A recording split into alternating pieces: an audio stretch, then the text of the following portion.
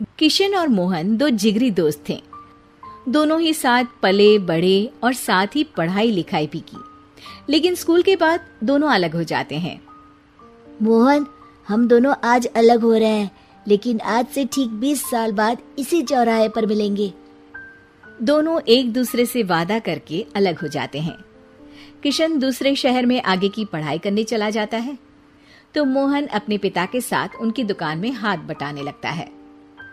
पिताजी, मैं भी किशन की तरह दूसरे शहर में पढ़ने जाना चाहता हूँ। उसके पिता एक शराबी इंसान थे।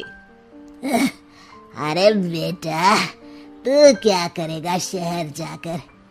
अरे पढ़ाई करने के बाद किसी की ऑफिस में नौकरी है ना। अरे वो तुझसे ढेर सारा काम करवाएगा और बदले में 4 अठन्नी पकड़ा देगा। तो राजा है राजा, अपनी दुकान में बैठ बच्चा। पर पिताजी, ये गल्ला तोलना मुझे अच्छा नहीं लगता। अरे इसी गल्ले को तोल तोल कर तो मैंने तुझे पढ़ाया लिखाया, इस लायक बनाया, और आज तुझे ये गल्ला तोलना अच्छा नहीं लगता। ये बोलकर वो मोहन को एक जोर का थप्पड़ लगा देते हैं। मोहन को थप्पड़ से गुस्सा आ जाता है और वो घर छोड़कर चला जाता है। 1-2 दिन भूखा रहने के बाद मोहन को पिता की बात याद आती है।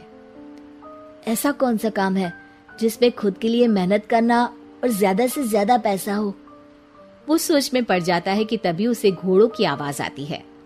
वो एक पेड़ के पीछे छुप जाता है और जहां देखता है कि डाकू कैसे एक चादर फैलाते हैं और उसमें ढेर सारे सोने के गहने डाल देते हैं। डाकुओं का सरदार बोलता है, चलो, एक दिन मेहनत की, अब बाकी के महीने राजा बनकर गुजारेंगे। सारे जोर जोर से हंसकर वहां से निकल जाते हैं। अरे वाह, ये तो सच में बड़ा ही अच्छा बिजनेस है। फिर क्या था, मोहन ने छोटी मोटी चोरी का काम शुरू कर दिया। कभी किसी की चेन खींच लेता तो कभी किसी की पॉकेट मार लेता। उसे इस काम में मजा आने लगा। वाह, ये तो अच्छा काम है। पिताजी ठीक कहते थे, कुछ नहीं रखा पढ़ाई लिखाई में, सारा वक्त पढ़ो, फिर किसी और के लिए काम करो, और महीने के अंत में वो पकड़ा देगा 4 अठन्नी। ना बाबा ना। धीरे धीरे समय बीतता जाता है और मोहन जाना माना चोर बन जाता है। लोग उसके नाम से कांपते और कोई भी पुलिस वाला उसे पकड़ ही नहीं पाता। सभी उसका चेहरा पहचानते, लेकिन वो कहाँ रहता है ये किसी को पता न था। फिर एक दिन वो भी आ जाता है जब मोहन को किशन से मिलने का दिन याद आता है। ओह, 20 साल बाद आज ही का दिन है जब मुझे अपने यार किशन से मिलना है। और फिर वो उस शहर में जाता है और चौराहे में खड़ा हो जाता है। काफी समय तक वो अपने दोस्त का इंतजार करता रहता है, लेकिन वो नहीं आता। मैं भी पागल हूँ, किसे 20 साल पहले की बात याद होगी। कुछ देर इंतजार करने के बाद वो वहां से जाने लगता है कि तभी सामने 2 पुलिस वाले आ जाते हैं और उसे गिरफ्तार कर लेते हैं। मोहन को आश्चर्य होता है कि उन लोगों को मोहन का पता कैसे चला। अब सुनो, तुम लोगों ने अब मुझे पकड़ ही लिया है, तो क्या मैं जान सकता हूँ कि तुम लोगों को ये कैसे पता चला कि मैं यहाँ आने वाला हूँ? उसमें से एक पुलिस वाला मोहन को एक लेटर देता है। मोहन लेटर खोलता है जिसमें लिखा होता है, मेरे जिगरी दोस्त मोहन, मैं जानता था आज दुनिया यहाँ के वहां क्यों ना हो जाए, तुम यहाँ मुझसे मिलने जरूर आओगे। आज मन था कि मैं तुम्हें गले लगा लूं, लेकिन फर्ज की दीवार सामने आ गई। 20 साल बाद तुम एक मुजरिम के रूप में मेरे सामने खड़े थे। माफ करना दोस्त, देश के प्रति मेरा फर्ज मेरी दोस्ती के आगे छोटा पड़ गया। मोहन की आंखों में अब आंसू थे। वो चुपचाप वहां हाथों में हथकड़ी बांधे चला जाता है। जलेबी बाई। वर्मा जी के यहाँ एक काम वाली आई। उसका नाम था जलेबी बाई, क्योंकि उसके कोई भी काम सीधे नहीं होते थे। बात हो या काम, हर चीज घुमा के ही करती थी। अरे साहब, वो जो स्कूल में बच्चों की होती है ना, वो मुझे चाहिए। स्कूल में बच्चों को क्या क्लासेस? क्लासेस क्यों चाहिए तुमको? अरे नहीं साहब, वो होती है ना गर्मी की। गर्मी की छुट्टी? हाँ हाँ, छुट्टी चाहिए 2 दिन की। अरे तो इतना घुमा कर क्यों बोल रही हो? सीधे सीधे बोलो ना। वैसे क्यों चाहिए तुमको छुट्टी? अरे मेरे भाई के जो पापा है ना, उनकी जो पत्नी है ना, उनके भाई के पापा की पत्नी को बुखार आ रहा है।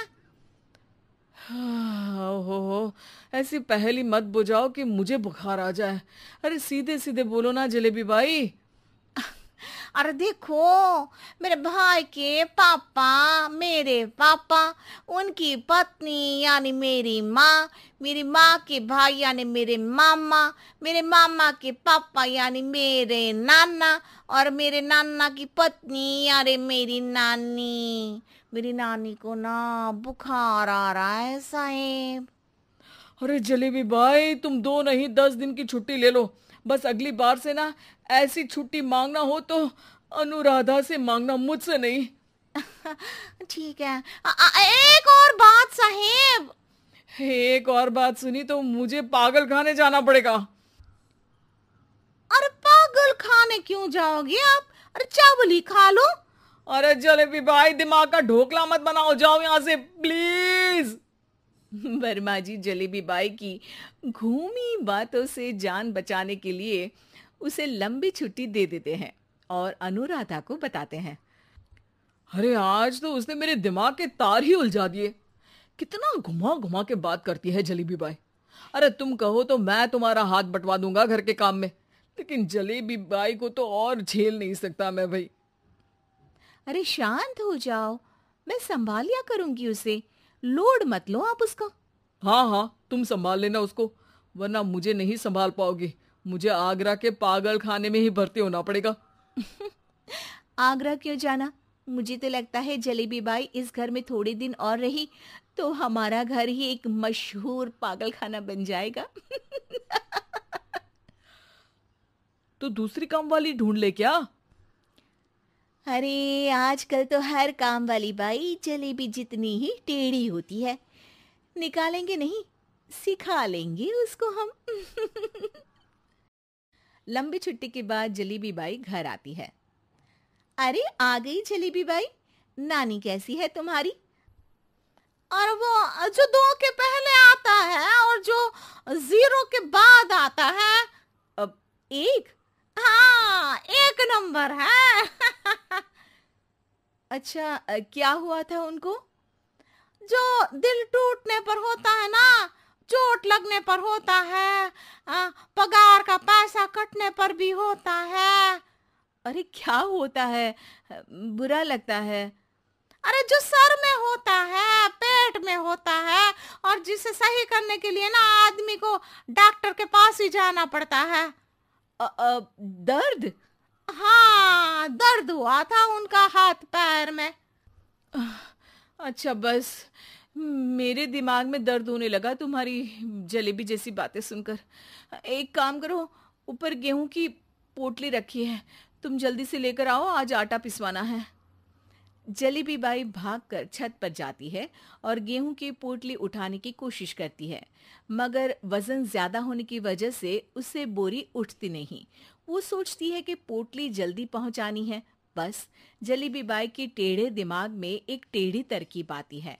वो पोटली को छत पे घिसकर उसे बालकनी तक ले जाती है और छत से भीतर बरामदे में बोरी फेंक देती है। लो जी लो, हो गया जल्दी जल्दी काम।